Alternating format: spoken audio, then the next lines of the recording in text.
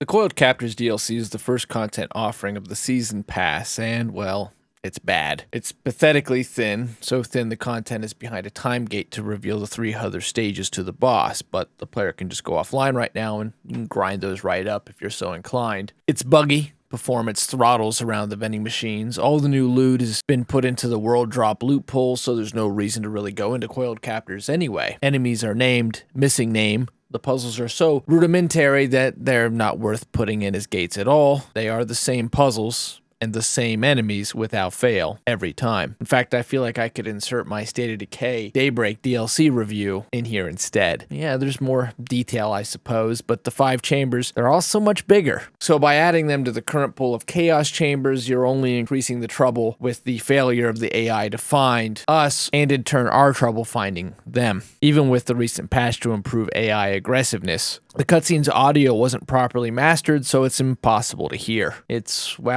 just not good. It's not complete. It was rushed. But there's more to the story than just saying it's bad. In fact, the criticism I hear the most is that it's a far sight from Tiny Tina's DLC. I don't think that's the main problem here. Gearbox getting out of their comfort zone is a good thing in my opinion. Gearbox trying to cut the fat away from the gameplay loop of Borderlands so the core action players take isn't a bad thing, which is that players just want to get to the farmable boss in the end anyway. What's poor is that this is a $10 DLC. $30 with the season pass. And yet the entire DLC can be beaten and seen in less than 10 minutes. There's no quest to focus our attention, so it is $1 per minute, $60 per hour of content. And it's not even good content. I had trouble just finding the area from the overworld. And this is ostensibly all we're in store for as far as the year is concerned. This all on the heels of Gearbox setting up Wonderlands to be this big new IP. Not a Borderlands spin-off, no, but its own IP.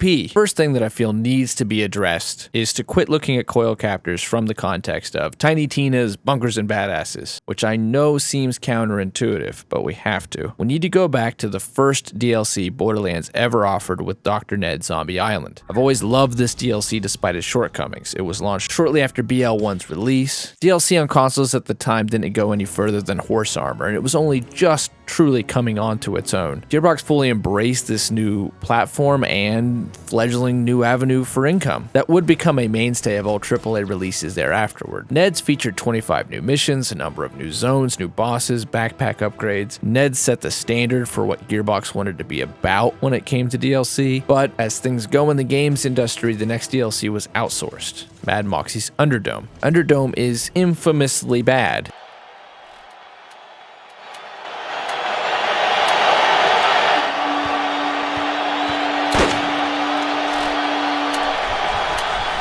But I have to say, and I went into more detail on my Borderlands 1 capstone, that over a decade later, Underdome still stands out as an honest effort to create a post-game horde mode. More so than they've done up to this point since. And it came with tantalizing rewards in the form of skill points. Further, if all else failed, it was the introduction of the player bank. I need not go into detail on why the Underdome was bad for anyone who experienced a 3 or 4 hour run with burning hot 3 or 360s in a sweltering room with 3 other BO producing methane propulsing teenagers and then everyone died. No checkpoints. None. After Underdome's shortcomings, Gearbox decided to cement their reputation as a company that produced value for dollar content-wise better than most any other development company with General Knox's Armory. The Armory DLC came with free update 1.41, which also set the stage for a continued Gearbox model, which at the time was not the norm, which is a big, massive free update on consoles. That was not the custom. I mean, again, Horse Armor was like $10, $20, whatever it was. And this rose the level cap. It changed the scaling and respawn system for everyone. Also with the Nox DLC, the level cap went to 69 for paying players. The first raid boss was introduced with Crawler Max, and a massive zone of respawning bosses with set loot pools, including incredibly rare weapons players still seek to this day, was added. There were new missions, new gear, a new gear rarity with Pearl Essence, backpack increases. And here's the most important point I can make about this DLC and all the Borderlands 1 DLC. They were $10.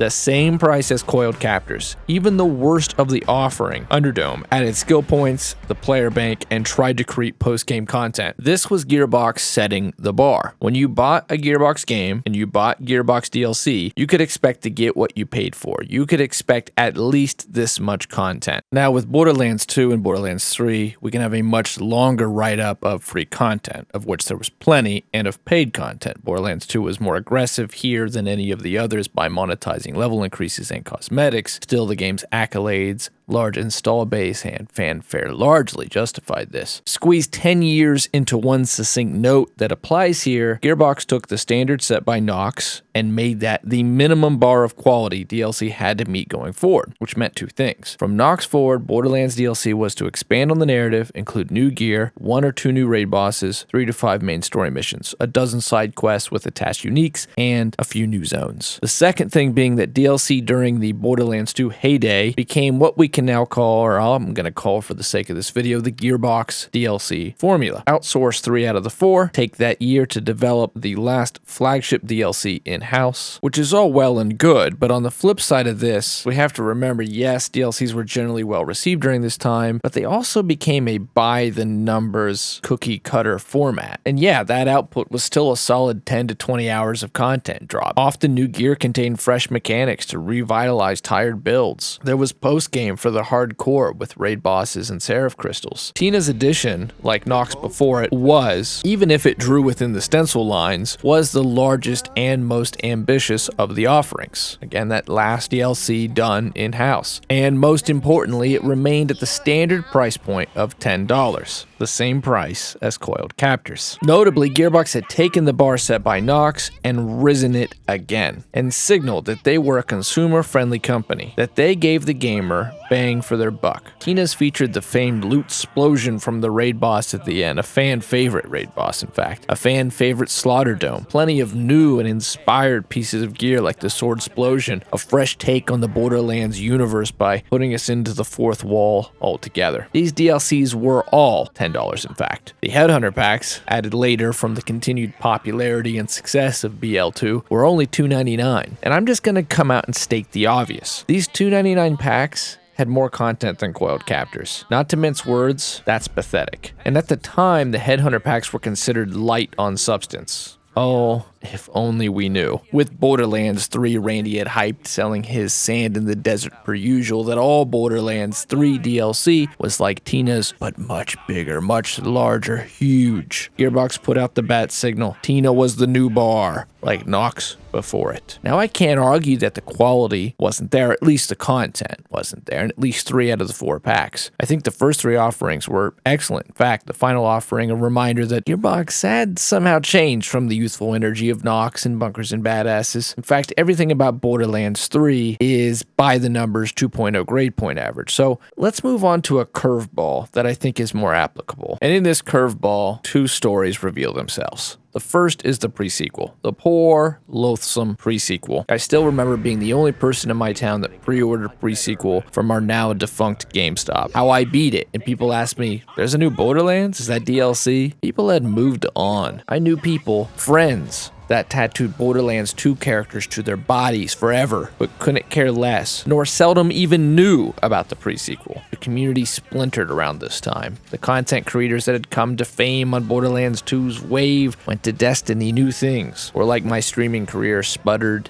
into muttering. Those that played the pre-sequel sing the same song, What Could Have Been. It was cut DLC leaked content. They are anthem wronged at what occurred. Pre-sequel, and I hate saying this next part, was very similar to Wonderlands. It sold itself as a big AAA release under the flagship IP, but we often forget that Randy Pitchford is of Alien Colonial Marines infamy for a reason. This IP was licensed and used. Pre-sequel, for all of its faults, and while it has a lot of faults, they did at least try. There were quality of life improvements. There were new weapons added. I still believe pre-sequel had the best Vault Hunters and offered the deepest role-playing experience. However, they also released a more nauseating version of the Underdome, if such a thing is possible. They proved it with Holodome Onslaught. This at a time when Destiny 1 had released Vault of Glass and had just shipped a major patch that reworked all exotics. Truth be told, the gaming world was changing, and rapidly. It seemed like the mighty lion was being challenged for its status as alpha, and in the fight,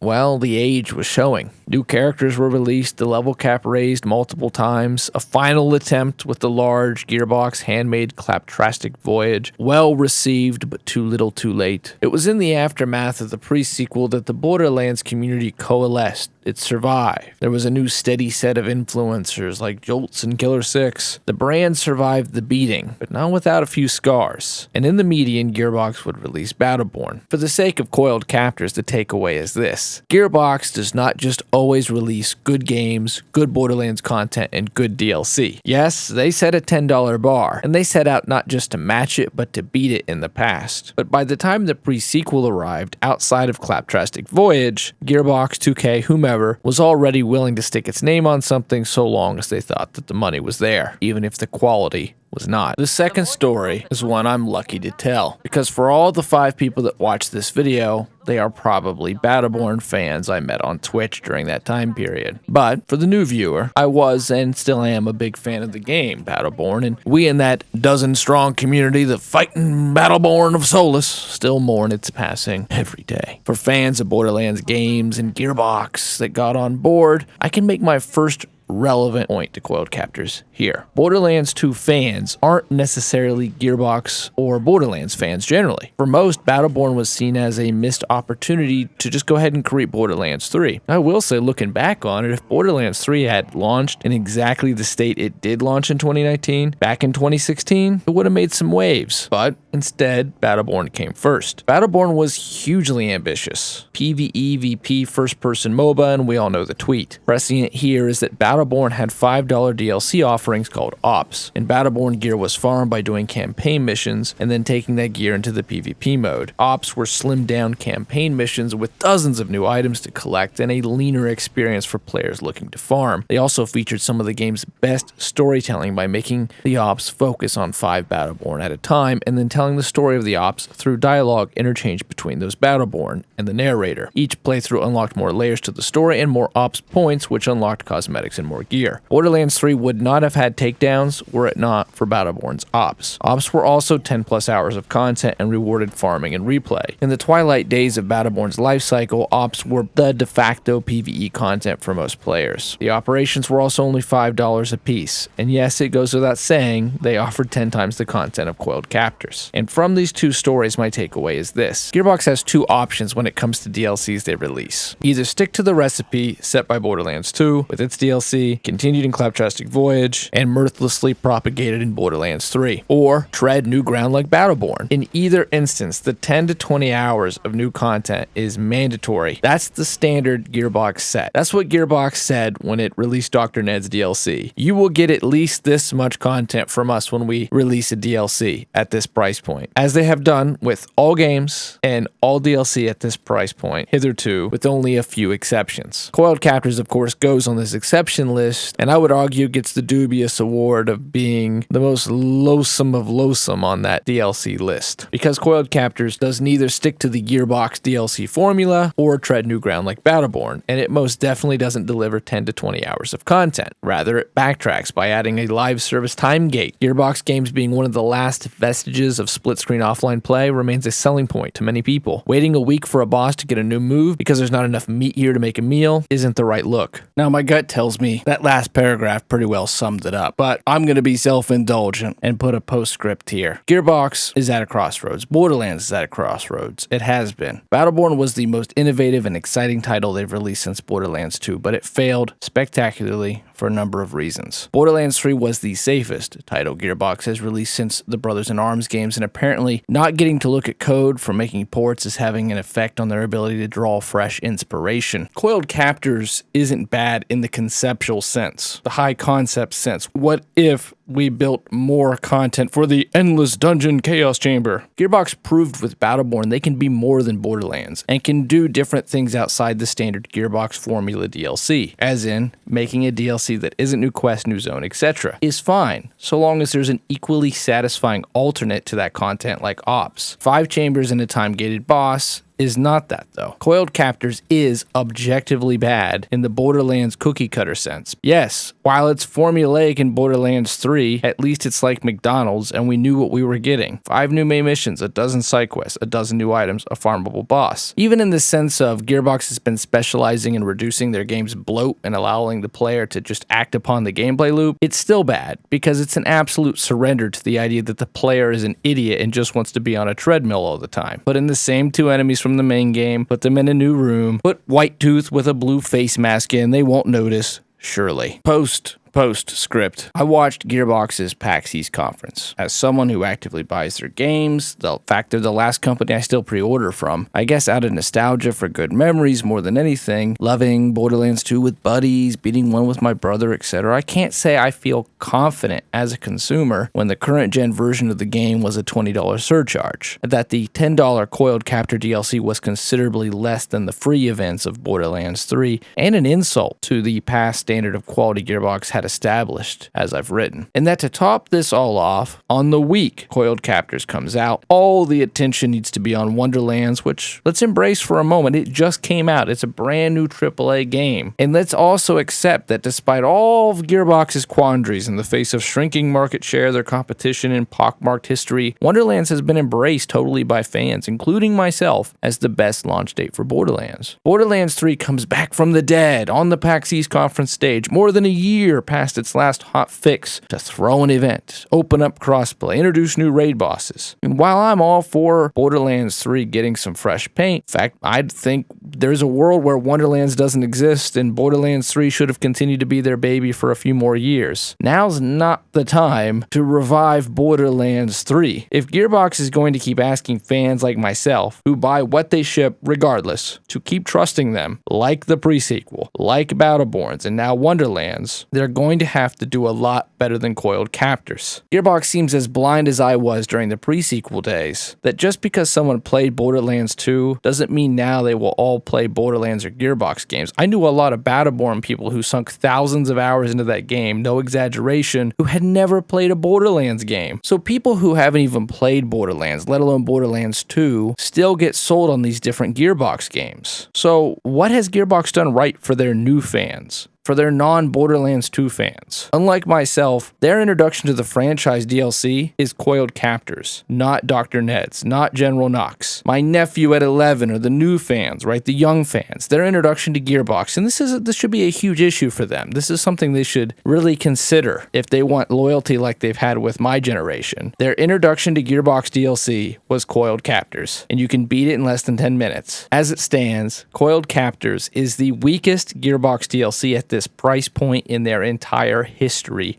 full stop. And as I addressed in my Wonderlands endgame video, this on top of a longevity problem for a game not a month old, the cherry on top being that Randy has it in his mind that Wonderlands, despite being Borderlands in everything but name only, is not a spin-off, but its own intellectual property, with its own merch, its own development timeline, its own team. Meaning Gearbox is setting the stage for an EA situation of, we have 2 winners, Medal of Honor and Call of Duty, so let's make them compete so as to kill one. Just like they killed Battleborn. So I fear Wonderlands, surrounded by whimsical music and dressed differently but somehow better than its predecessor, unknowingly waits in line for the chopping block. Only it's our heads, surrounded by $10 bills in the wicker basket and mouths agape.